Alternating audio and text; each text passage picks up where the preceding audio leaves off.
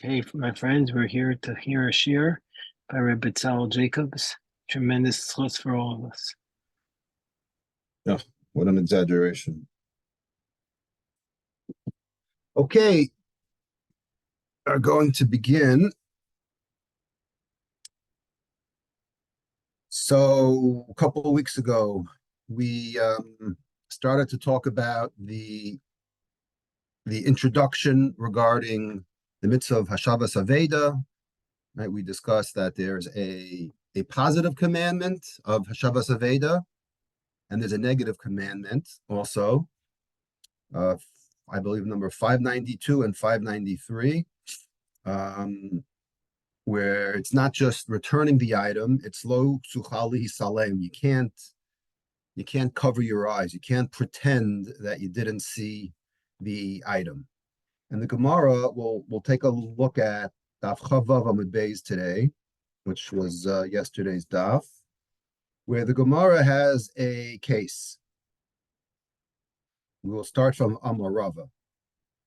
Okay, it's about a third of the way down, toward the end of the line. The Gemara says Amarava. Ra'a Sela Shenafla. Okay, so here's the situation. So up until now, for the first 3 or 4 pages of the new chapter, the Gemara was discussing various situations in which you have to return, in which you don't have to return. And we spoke about Yish Shalom Midas. So we know that Yish, right, the act of the owner giving up hope, is a very important milestone, right, in that it enables the finder, right, to potentially keep the item. So the Gemara poses the following situation. Ra Sela Shenafla. Okay, you have a person standing in front of you, okay, and you saw that he literally dropped money from his pockets, and he took it right away. Lifnei Yush. He knew that the owner didn't really know yet, because he literally dropped the money 10 seconds ago. So the person picked up the money. He knew that the owner didn't have Yush. Okay, so Al Minas Legozla. Now he picked up. Excuse me. He picked up the. Sorry, someone's trying to log in. He picked up the money, and he did not want to return it. His intent was to keep it, even though he knew full well that it fell from someone in front of him. So his intent, and we're going to see that intent matters, because he had intent to steal it over bekulan mishum lo tigzal umishum hachev teshivim umishum lo tuchal hisalem. So we throw the book at him. First of all, he doesn't fulfill the commandment of Hashavas Aveda. That is obvious. He also violates the commandment of Lo Suchal Hisalem. Okay. And the third thing is that he is over Lo Tigzol. Okay, which is a new thing, at least for this chapter, because up until now, we've been talking about Hashavas Aveda. Here, the Gemara entertains the possibility that because this person knew full well who the proper owner was and did not return it, then he is over Lo Tigzal. Okay, so that's what the Gemara says. So the next part of the Gemara says something a little bit different. V'yafal gav dechazra la'achar yush. Now, what happens if he decides to do tshuva, and an hour later he says, I did the wrong thing. Now I want to return it. It wasn't a good idea for me to keep it, to steal it, because I knew it wasn't mine. I want to return it to the owner. So the Gemara says, even though he returned it, but it was after Yush, okay, matanahu diyahible, we view it that he's not paying back, right? He's not paying back the item because it's his. So therefore, when he returns it, he's giving the real owner a gift. The isura de avid. And it's too late, right? The cat's out of the bag. the Isser that he did, okay, is already done. It's actually interesting. There's a machlokes rishonim between Tosfos and the Rush. What exactly is the Gemara referring to over here? Tosfos is of the opinion that he still is over the lav of lo tuchal salem. Why? Because he didn't return it when he had a chance to before Yish. So that's one way to look at it. The Rush actually says that what he's over is the positive commandment of Hashef Teshivim. Okay, everyone agrees that he doesn't violate Lo Tigzol because he gave it back. So that's the first step of the Gemara. The second step of the Gemara is Natla Lifnei Yish Almanas Lahachzira. What if the following case happened? Okay, the person in front of him, he dropped the money. The finder picked up the money. Okay, now his intent was good. Here he had a positive intention. His intention was to return it. Okay, an hour later, it's the flip side of this case. What happened? It's the opposite. An hour later, after Yish, he says, you know what? I like this so much. I've been watching this item for such a long time, right? He found the watch, fell in love with it. He wants to keep it.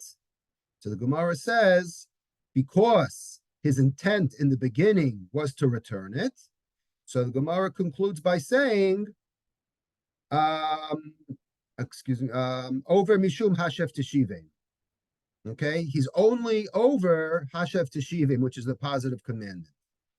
But Himtin la Achenis Yashu Habailon Venatlu, what if he waited until Yish and then he kept it for himself? Enu over Elamishum lo tuchal hisalem bilvad. Right?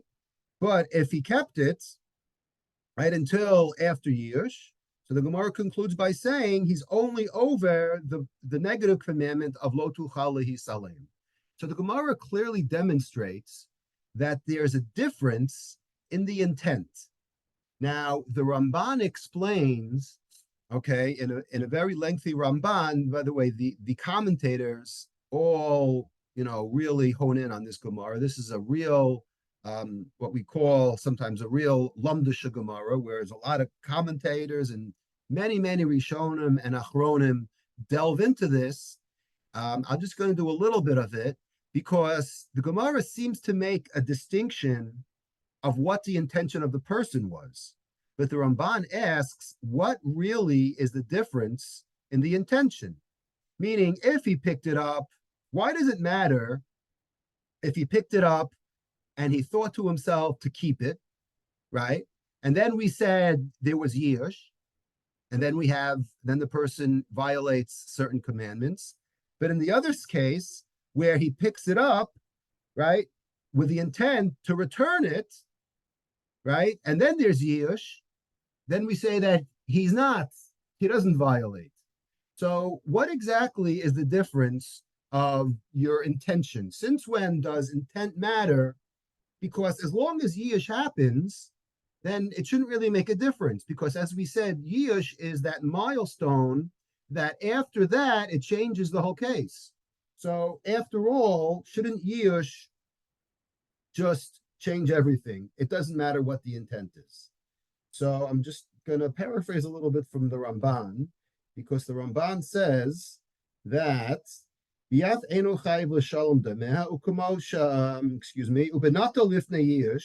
if a person took it before Yish, and he had good intention, okay, because his intent was to return it, he doesn't acquire the item before the owner has Yish. So Ramban says, if you stop time, so far so good. Everything is good. He picked it up. Because his intent was to eventually return it to the owner, we view it nasa hamotze shomer bishvil habaylim lishmor mamono ad sheyachzor lahem v'yado kiyad baylim. The Ramban uses a very, very important term over here. He says, as soon as this person picks it up, he becomes a shomer, and he is a mere extension of the original owner. And that really makes sense because after all, we know, we've had this a few times already, that someone who finds an object, the Torah says, you are a shomer sachar. Remember we discussed shomer sachar, shomer chinam, right? We hold like Rav Yosef against Rabbah, who says that you are, in fact, a shomer sachar.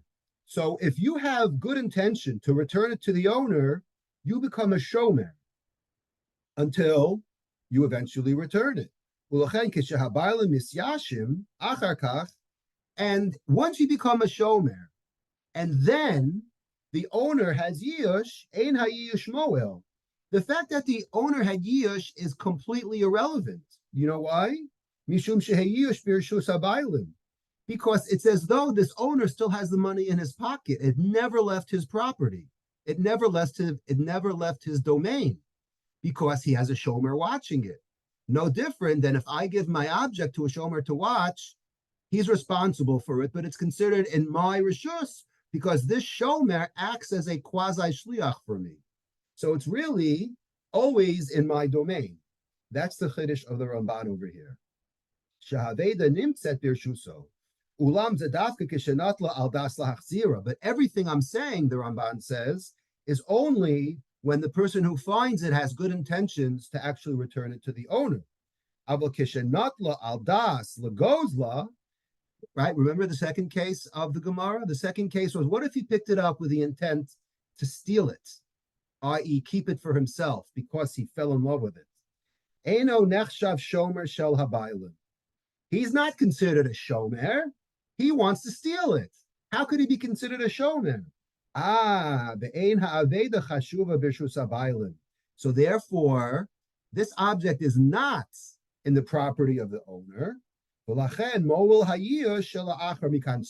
happens when you have that milestone of yish happening?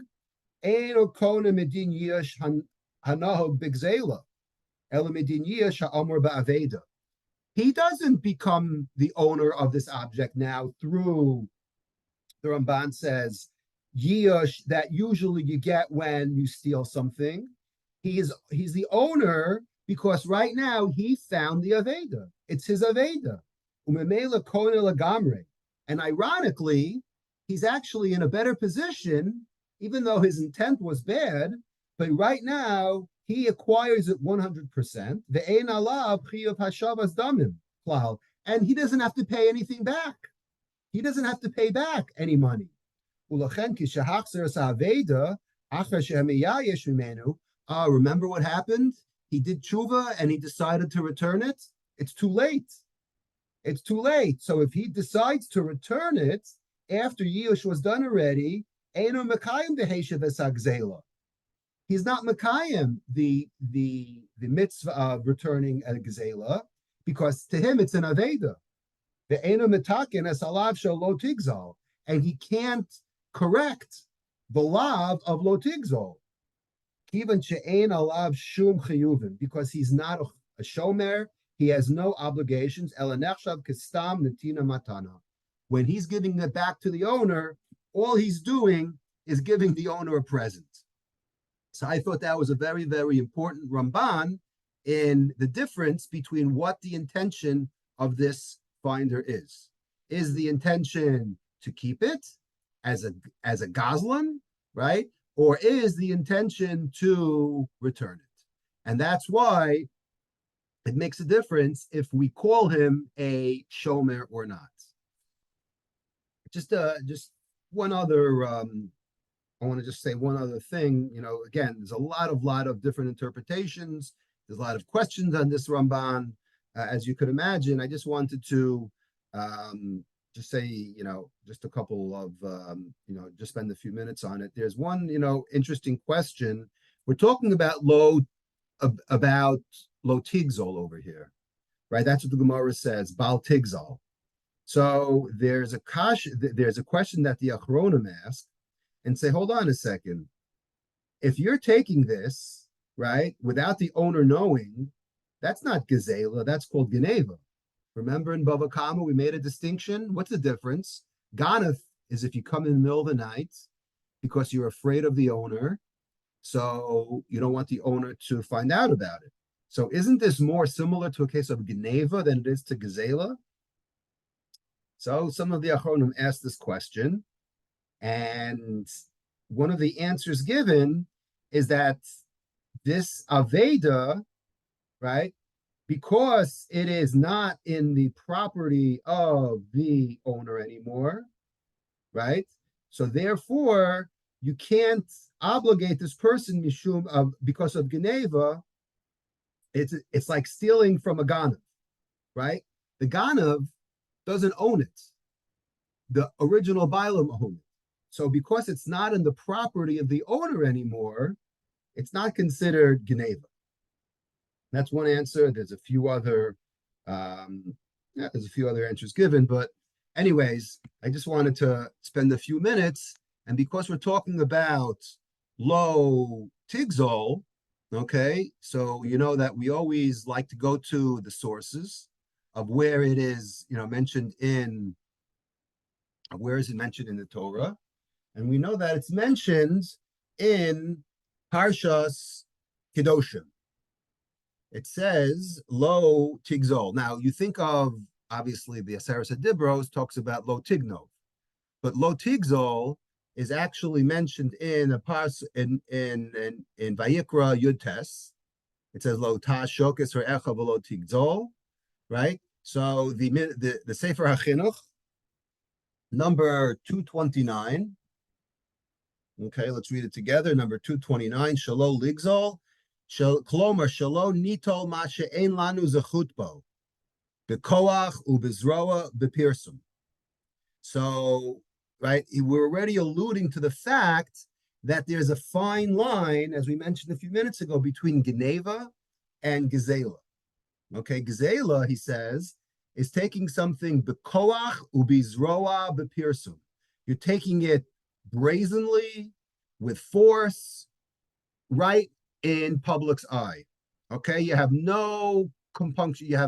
You don't care about anything. Okay, shenemar v'lo tigzol v'ba'alav u'baha perish alav shaloshin gizela nofel al hachotef davar miyad chavero o hotzio mereshuso bal korcho derech ones ubepirsum. Okay, basically forcing it out of someone in the open and just robbing him. We actually, if you remember in Daf Ayin Tes, we had this discussion toward the end of the 7th chapter in Meruba, way back in the middle of January. For those doing Daf at home, that's when we discussed this. And again, the Gemara goes through many, many, many different scenarios. Actually, the last two chapters of Bava Kama is devoted to Gezela and Geneva and all the forms. So, what does the Sefer HaChinuch usually do at this point? It gives you a reason. Now, do we need the Sefer HaChinuch to tell us the reason why we have a commandment of Gezela? Probably not. But let's see what he says. He says, Shoresh HaMitzvah Yadua, Shehu Davar Shehasechel Marchiko Harbe. He says the shorish of this mitzvah is Yadua, is well known, because it's something that our seichel can marchiko, distance, right? Harchaka. It's something that our own seichel throws away from us, meaning stay far away from it. It's logical. It's so logical. Vara'ui laharchiko, right? And it's fitting to distance this concept, this idea of theft. Yodea Hagozel. Again, if you read his explanation over here, it's very, very interesting.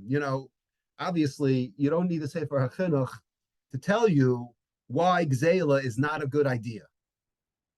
But sometimes the way he describes it gets us thinking. So how does he describe it?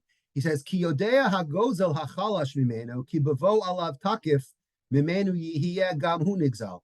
He says, just imagine if there was no penalty, right? There were no laws in a society, and Gzela was not an issue. So therefore, no one could ever be the proper owner of something. He says, because A steals from B, right? So now A is the owner. How does A know that he'll ever own it? Because maybe someone stronger than him will take it out of him. And it's almost like in a weird way, the survival of the fittest, right? At the end of the day, the takif, as he says, the strongest one is going to own all the possessions because no one could compete. So for that reason alone, he says that's why Gezela is such a repugnant concept because he says this is a reason that any civilization will never ever be able to survive. And as we know very well, right, you don't have to look far in the Torah, right, in the beginning of Parshas Noach, right, it says Vatimaleh haaretz Hamas, right? How is the Dar Hamabel described? They're described as Hamas. Now, what is Hamas? Rashi says one word, right? There's many dozens of perushim on Rashi. Rashi says Gezel. And later on, Rashi reiterates, if you remember, that lo nechtam gzardino elegant, right? They did so many bad things, but the straw that broke the camel's back in the eyes of God was Gezel. And here we go. You have the chinuch basically saying that there is, you know, there's no way around it. We cannot have, we cannot have a society that that has this going on. And look throughout history, and need I say anything more? So the chinuch, just a few more lines, goes into it. He says, just in case you're wondering, when it comes to Gzela, he quotes the Gemara in Sanhedrin, She'isser de Araisa Ligzal Afilo Kolshehu. There's a very big discussion about what the amount is. And if you remember in Noach, the Mefarshim actually talk about that what they try to do was they try to get around the rules of Gezela by stealing what we call pachos mikdei shave pruta.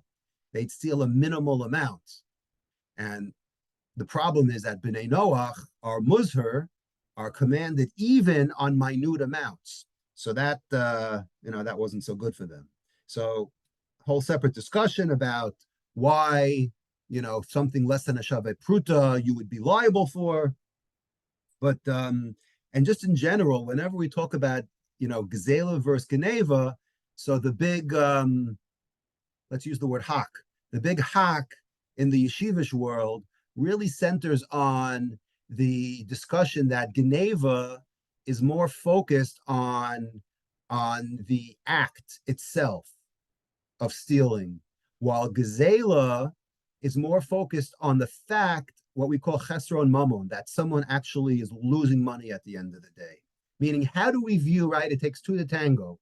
You have the robber and you have the victim, right? So are we focusing on the act of stealing from the side of the thief, or which is a bad act in it by itself, or do we focus on the fact that the victim is now left with damages because now he's out of money or he's out of something?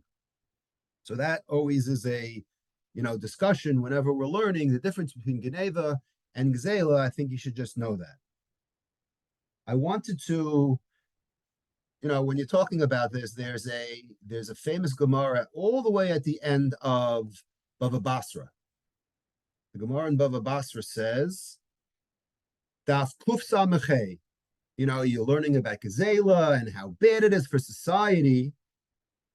The Gemara, I enjoy this Gemara a lot, not because of what it says, it's because sometimes the Gemara gives us a reality check. And unfortunately has to say things that hurt, but it's true. And here's a perfect example. Top line, Bava Basra 165a. Amar Yehuda Amarav. Rov begezel umiyut ba'arayos v'hakol b'lashon hara. Okay, I'm going to say that again.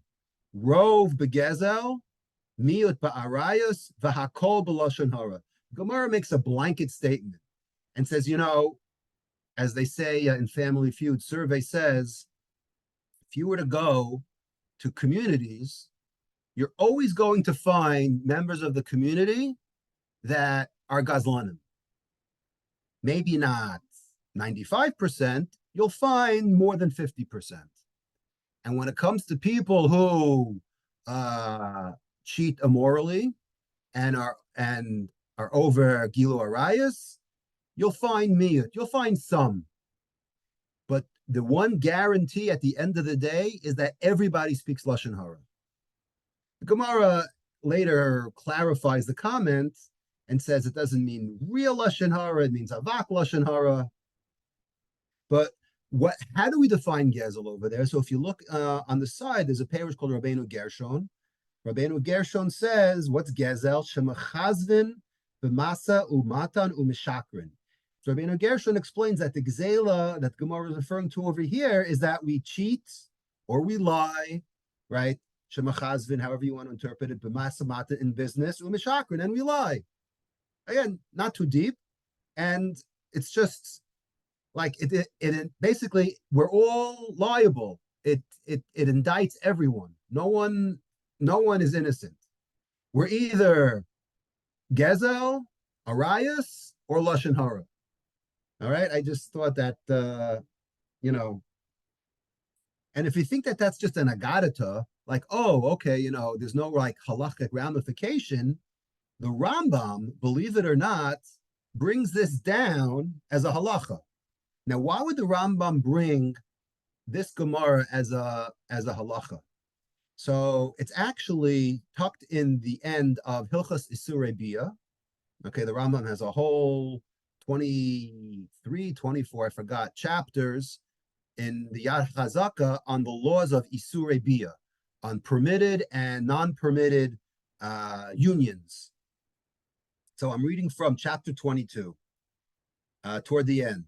He says, "Ein lacha davar b'chol haTorah kula shehu kasha l'rov ha'am lifrosh el min ha'arayos v'habiyas asuros." He says, if you really think about it, the Rambam says, the most difficult thing, and if you were to survey people, I don't know if the Rambam is wrong over here. If you were to survey people and say, what is the most difficult aspect to separate yourself from? Right? Most of the answers would probably be arayos and bios, right? Promiscuity, sexual misconduct, forbidden relationships. That would be probably, the number one answer on the board. Okay? Amru Chachamim b'shashen itztavu Yisrael al harayos bachu v'kiblu mitzvah zu b'taruma su b'chi. And the Rambam actually goes on to say, and this is a Gemara we're going to see in a minute, that when the Jews got the commandment of arayos, they couldn't handle it.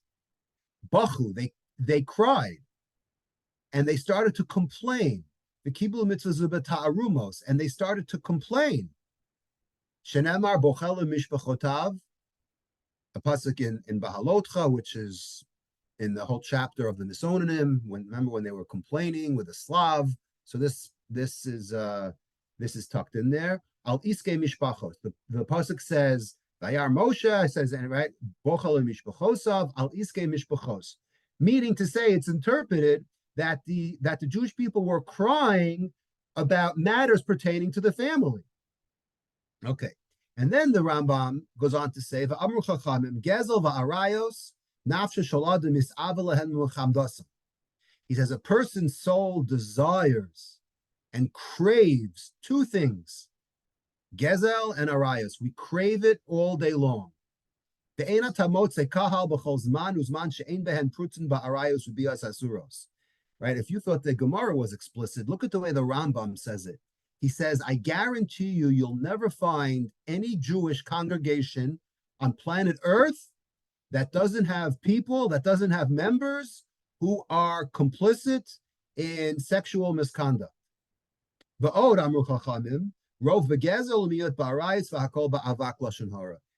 he quotes our Gemara that we just saw in Bava Basra that basically backs this up and says, yes, this is the law.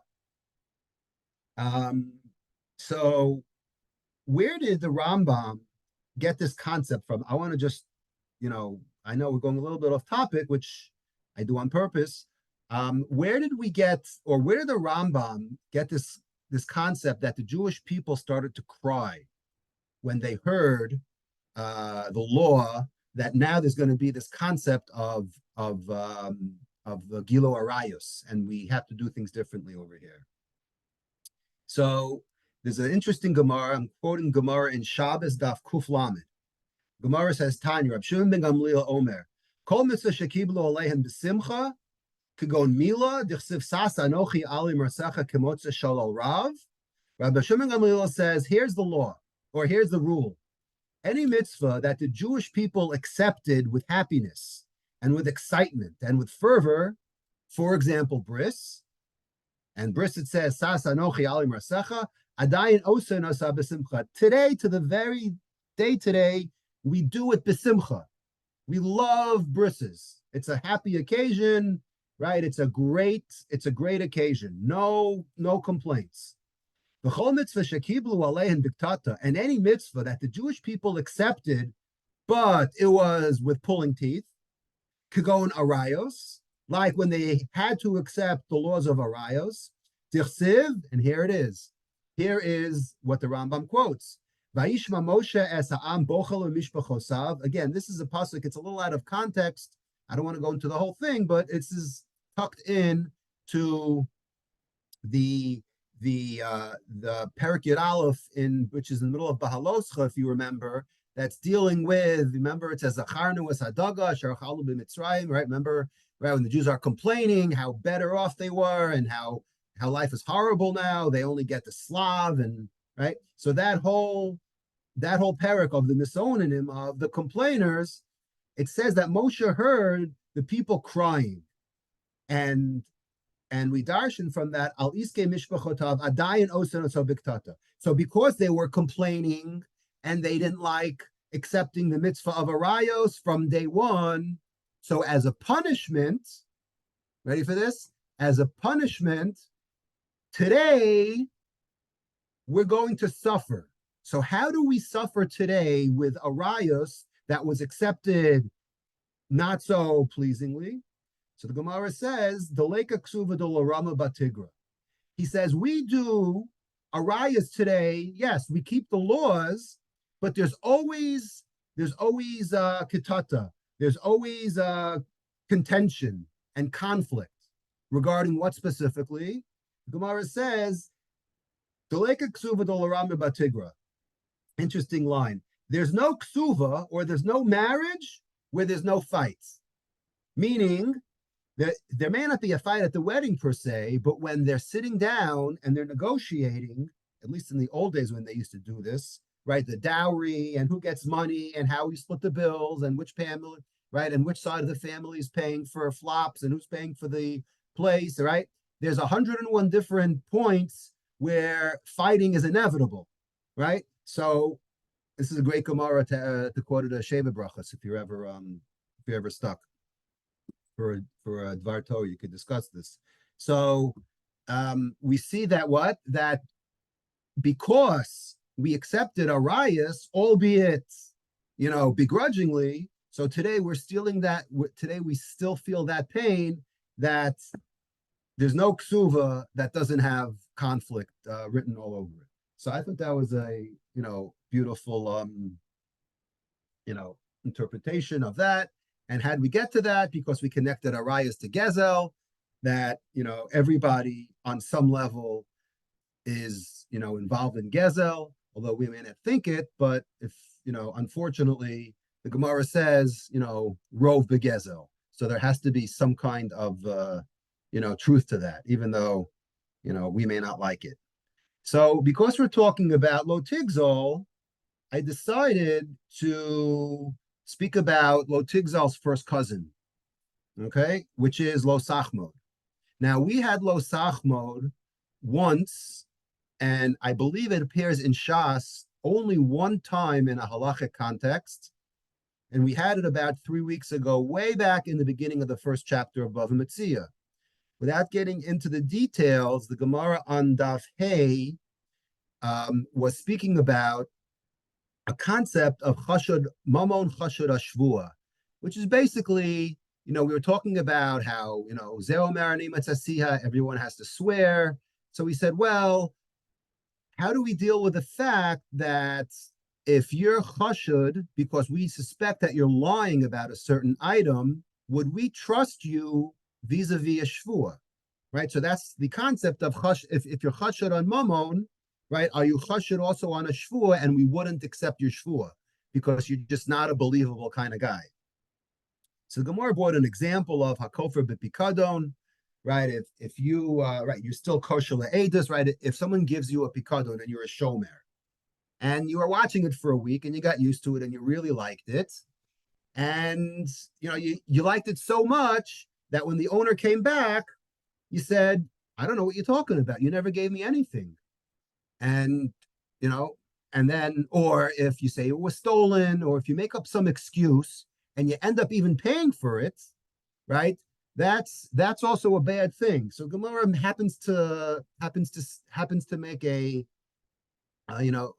comment about, yeah, you're chashud for lo tigzol, but if you really like it so much, right, shouldn't you also be chashud on lo sachmod? Because lo sachmod is a sin, right? And if you're denying, right, that you are a shomer and you decide to keep the object for yourself, that's almost as bad as lo sigzol.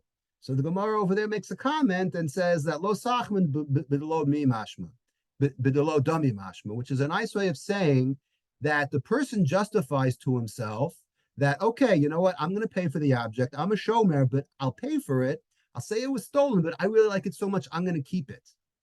And therefore, I'm not really over lo sach mode because, hey, I paid for it at least, right? Lo sach mode is only if I steal something, right? And I can't hold myself back. I love it so much, and I take it. So the Gemara over there has that discussion of lo sach mode, but there's no real discussion at all of lo sach mode. So because we had it a few weeks ago and we couldn't get to it, and because it's really a first cousin of lo tigzol, I decided just to speak about it for a little bit. Lo sachmod is number 38 in the Sefer HaChinuch, where we all know it's number 10, right, in the Big Ten. So let's discuss about it. There's probably a couple of hours that one could devote to this topic. We have 23 minutes, so I'll try to give you what they call the best of. Okay, so as we always do, we're going to start by talking about the mitzvah as it relates to the Sefer HaChinuch. Shalo lahalos. Now, just as a introduction, we know that there's a lo sachmod in Yisro, and we know that there's a lo sachmod in Ve'eschana. Now, it's not really lo sachmod in Ve'eschana, it's lo tit aveh. And the Rambam, in his Sefer HaMitzvahs, I believe, has a very, very lengthy discussion about why we actually change the word. Meaning, if you look at you look at an Aron Kodesh and you look at the 10 Commandments, usually the bottom one on the left side says lo sachmod. But the commandment in Veschanan, right, the second tablets, right, the second, not the second tablets, but the second time when it's repeated at least, right, we don't know exactly what it said, but when it's repeated, it says lo titaveh. And there's a very, very interesting distinction between taiva and lo sachmod, the Rambam explains. And he gives the example of when the Eitz Hadas is introduced. It says, right? It says, I couldn't resist, ki nechmad ha'etz, right? The word in Bereshis, it says that the fruit was nechmad. It was enticing. It was enchanting, right? The reason why it was nechmad, because chemda, right? You heard the expression chemda? The chemda, the love, the attraction is because it's in front of us. Sometimes we have something in attraction we only long for because it's in front of us. Then we have something called a taiva. Taiva is a desire for something that may not be in front of us. And that's one of several distinctions between lo tachmod and lo titaveh, between a taiva, a desire for something. We may have a desire for a certain type of food, even though it may not be in front of us. But chemda is something generally that is in front of us. So that's just a minor introduction. And let's get to the basics over here, the way the Sefer HaChinuch sees it. Shalola halos v'machshavtenu la'asos tachbula lakachas lanu mashehu lezulatenu ma'achenu. He says basically, do not covet. Okay, we shouldn't even think of excuses. Okay, to take something for ourselves, which is someone else's, that doesn't belong to us. Shenemar lo tachmod beisreyecha ukvar hochicho chazal lo tachmod v'lakachtalach. Okay, she'isr lav de lo tachmod eno nikbar ad sheyasa bo ma'aseh. So here are the basic rules of lo sachmod. Okay, the rules of lo sachmod is that you only violate it. Let me rephrase it. It's only violated until a ma'aseh is done.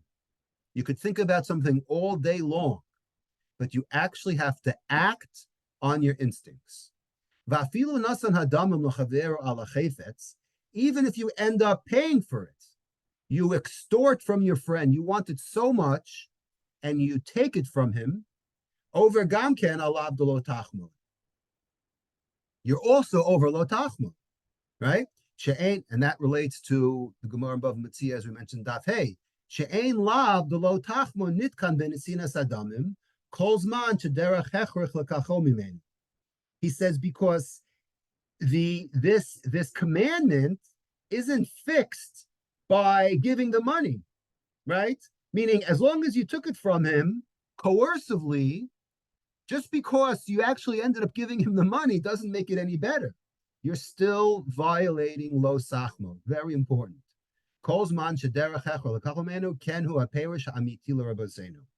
This is the real explanation. Now he goes into the shoresh, as the chinuch always does. Mishar shemitzvazu lefisha machshava rahizo the goremet lo la'adam takalos harbeh. He says this is right. It's a bad thought, right? To be coveting something else that may not, be for you, or that for whatever reason God doesn't want you to have, and you think that you should have it, right? That causes many, many mishaps. For example,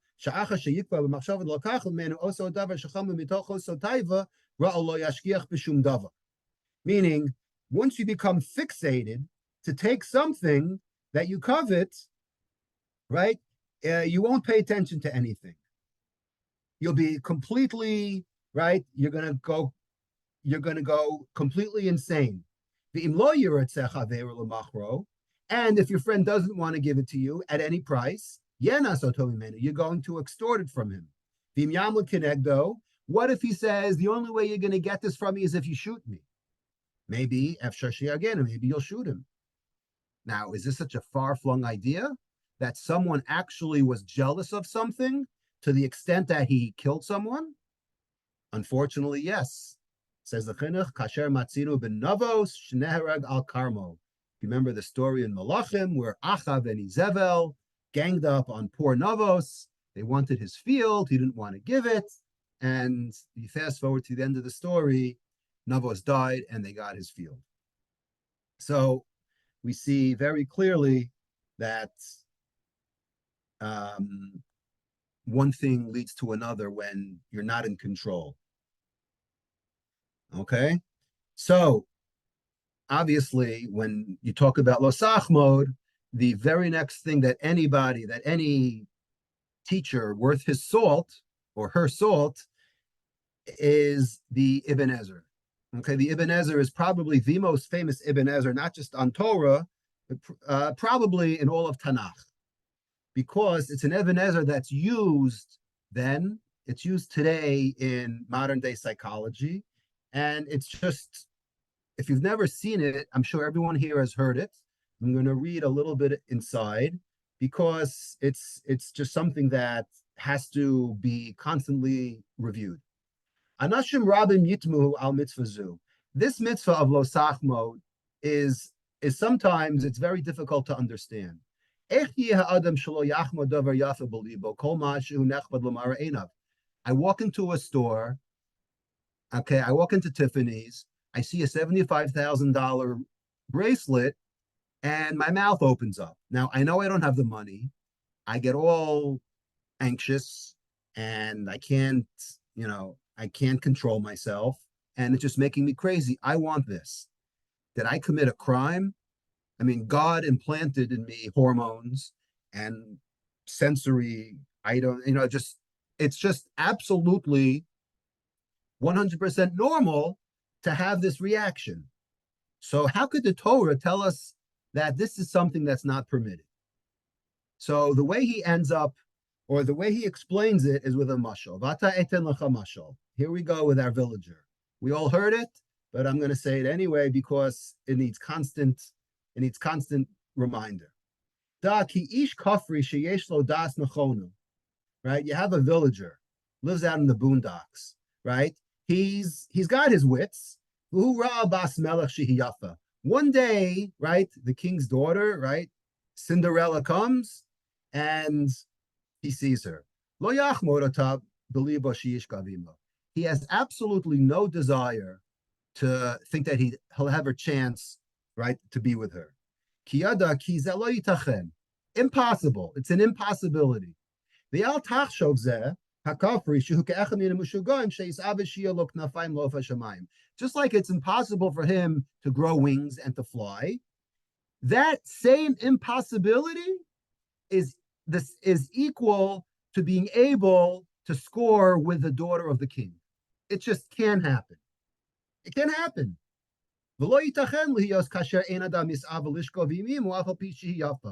Just like no matter how, again, I would never say this, but I'm quoting the Ibn Ezra. He says, just like you would never think of sleeping with your mother, no matter how pretty she is.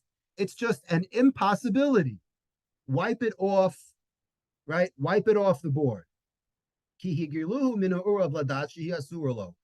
Right? We all know that people don't sleep with their mothers. Kacha kol maskil tzarech sheyeda ki isha yafa umamon lo yimtzaim adam ba'avur chachmaso v'dato. He says any human being, any person of understanding knows, right, that ending up with a beautiful woman or being successful at a job is not because of a person's intellect or because of his knowledge. It's because God destined for that person to end up with a certain job or to end up with a certain woman. I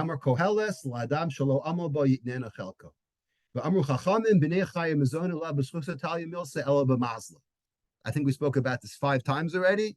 Again, Ibn Ezra quotes the Gemara in Bava, at the end of Moed Katan, that says, don't think that it's you, it's all mazel.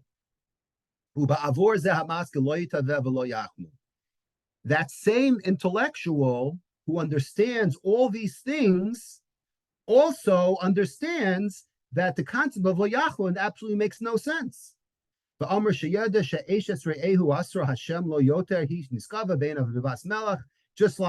Just like your friend's wife is off limits, so too the daughter of the king is off limits. Be happy. Don't go get involved in things that are not in your league. Okay? So, very nice. That's the Ibn Ezra. The Sforno, very, very similar, says in much less words, gamur. You should consider it as unattainable. Limnoa means to forget about, to hold back. It's off the table. Ki hanimna lo yachmaduhu ateva klal. Right? Don't even think, don't even hatch schemes on how you're going to acquire something. Something that is off the table, not for sale, whatever mashal you want to use. Okay. He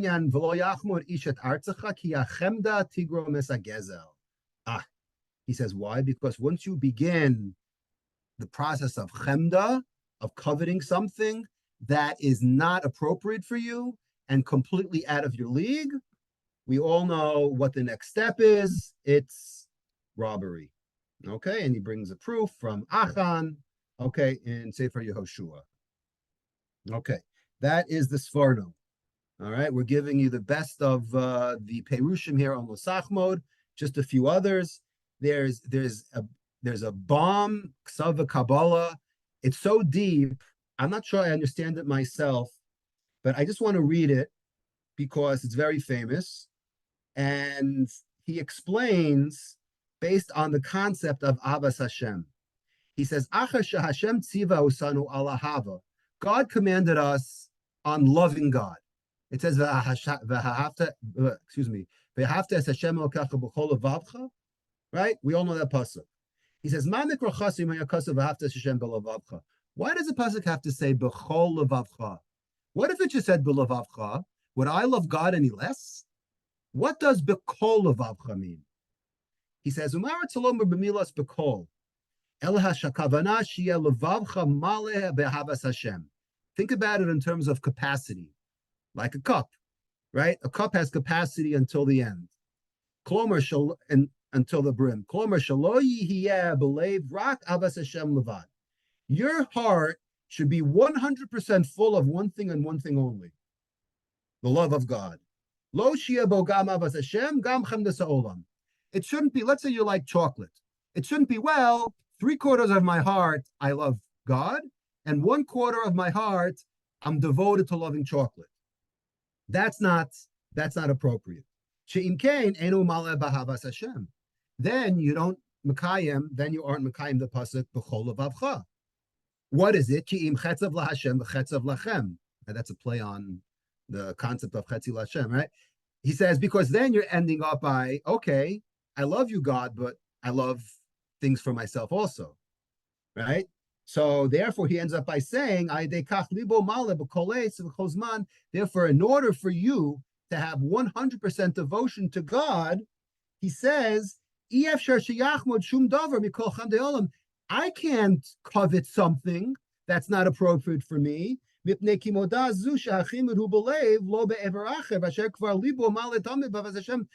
heart is 100% filled to capacity with Ahavas Hashem. How can it be filled with something, especially something that is completely foreign? I'll call Gedosov, like a cup that's filled to the brim, that you can't put one more drop of water into it. So,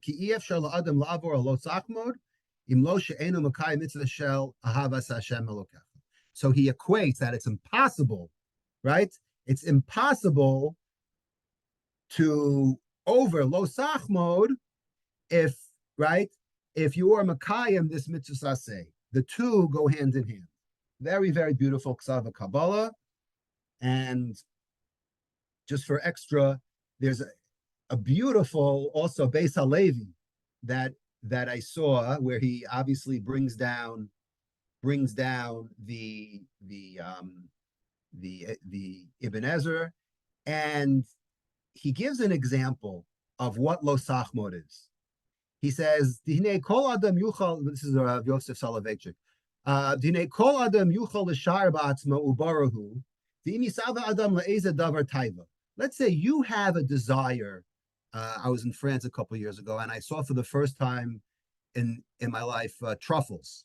Right, so I heard about it. They're like $1,000 a pound, and it's very, very rare. And people have fetishes over truffles, and you could only find it in a few places in the world.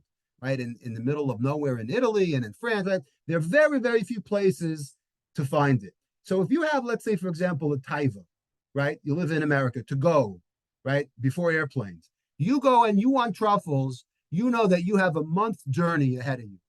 Let's say you're crazy enough to desire to devote a month to go find truffles. Okay? So you have this taiva. Your Sahara is killing you, and you need this food. Let's say you're about to reach, right, truffle land, and you see in front of you a frozen lake. Okay, and you're like, okay, I'm almost there. I'm gonna risk walking over this frozen lake for these truffles. Ubederech ritzato nechelka raglo al akfur v'chishav lipo. After halfway through the lake, you're about to fall through because the ice cracked, and you're about to fall into the ice water. Hare ba'osa rega shenechlaka raglo v'lata lipol hare az yibatel mimeno koloso hataiva. He says at that moment in time, if you were to freeze time, no pun intended, right? Here you are, you're 5 minutes away from your truffles that you spent 30 days to get to, and you're about to die. Are you still thinking about truffles, or are you thinking about your life? That's what the Bezalel wants to know. The answer is obvious. Your taiva is out the window. Right now, you're in a survival mode. The hapachad shenispachad mahanafila hevir mimenu kol ritzono. Your taiva, your built up, your pent up taiva for these truffles is gone. What replaced it? The pachad, that you're about to die, and you're like, oh my God, I did all this for this food that grows from the ground and looks like mushrooms, right? And gets sniffed by dogs, right? It's a disgusting food. And then you realize, wow, I did all this, I risked my life, right? The ken yisad habora yisparach beteva kol habruim. The gam ma'at pachad shaya alev ha'adam ma'avir menu kol kochos hatayva chemda. The one thing that removes our chemda and our taiva is pachad. V'im ken achrei sheizhira haTorah b'lavdo lo tachmod. So that's why the Torah warns us when it comes to lo tachmod v'asra lachmod im hayla adam yira min ha'isr. If you are scared from this isser, afilu yira kitana ki yira sanafilu, even a small, minute yira, like falling in the ice, gam ken shuv lo yachmod klal. That is one way to surely get your taiva away from you. So that's the way. It shouldn't even come to us as what they call a hava, I mean, to think that we have to attain something that's not appropriate for us. Okay, he goes on further. I wanted to just on this topic, I wanted to end off just to share. There's a couple of Rambams I didn't get to, but I just wanted to end to share a personal moment, because every time I think of that Ibn Ezra that we quoted, so I wanted to share with you. A number of years ago, I went on a trip to LA. It was Lag BaOmer 2018, May 3rd, 2018. There is a rabbi in LA, Rabbi Shlomo Einhorn. He, maybe Rabbi Hertzfeld could do this one day. He gave a 19-hour class. He gave 19 one-hour shiurim in a row, which I think broke some kind of record. And more importantly, it was to raise money for his school Yavne in Los Angeles. And I wanted to go because I'm a big fan of his. And he had very, very insightful things to say. And let me open it up. And when I was there, I recorded, just various shiurim that I heard. And one of them was coincidental, for me at least, because at that time, I was going through, a bit of a hard time on some life matters. And it's something that I play a lot. And it reminded me of the Ibn Ezra that I was preparing. So I just wanted to share. Now, I was thinking of paraphrasing, the few-minute speech that he gave. But rather than do that, I'd rather play it, if that's okay, because he explains it beautifully. What he does is, in the shiur between 8 and 9 a.m. in the morning, he was talking about a book. One of the books, excuse me, let me just get the name of the book.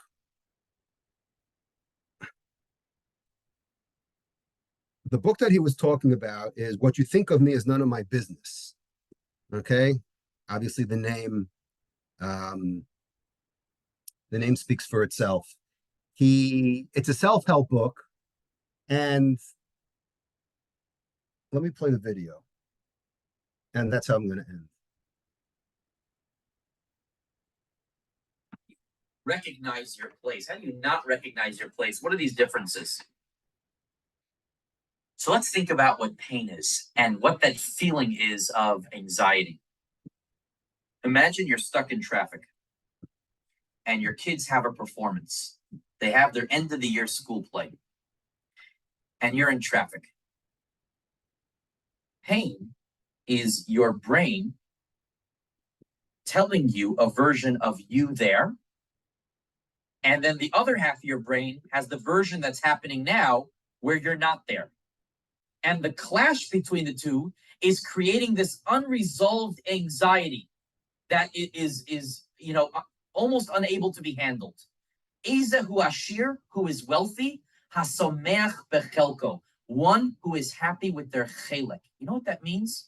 If you realize when you're in traffic an hour away, there is no other reality of me there. This is where I am right now. Right here in this spot on the 101 freeway in traffic, this is where I am. There's no other version of the story. This is where I am right now. When one accepts the present situation as is, instead of the other variation of the story that's unattainable right now, the tension goes away. That's Hamakir es Makomo. You know, the famous pshat of the Ibn Ezra on Lo Sachmod, not to covet. Famous pshat of Lo Sachmod. Why should you not covet? Because it's ridiculous. It's ridiculous. It's like me coveting Richard Branson's lifestyle. It's not in my range. Whatever he's doing, it's not in my range. So I would never be jealous. So what's jealousy? It's projecting what someone else has as being in your range. I should have that. Who determined that that should be in your range? You have a box right now. This is where you are. Accept where you are in the moment, and therefore you'll never be jealous. I want that person's house. I want what the other person has. I want the other person's success. That's not what is meant for you right now. What I would change the name of the book. Not what someone else thinks of me is none of my business. What another person has is none of my business. What I have is what I'm supposed to have right now. Where I am is where I'm supposed to be right now. And the source of the pain is when your brain is telling you that you're supposed to have different from what you have, or you're supposed to be where you isn't. Right? It's not the case. Where you are is where you should be. The fifth idea. So obviously it sounds very simple, but yet very deep and very difficult to achieve. So I'd want to leave you on that note. A lot to think about on that last one. But that's, that to me is the highlight of Lo Sachmod and how we think about things and how, we could use it as therapy sometimes. So I leave you with that.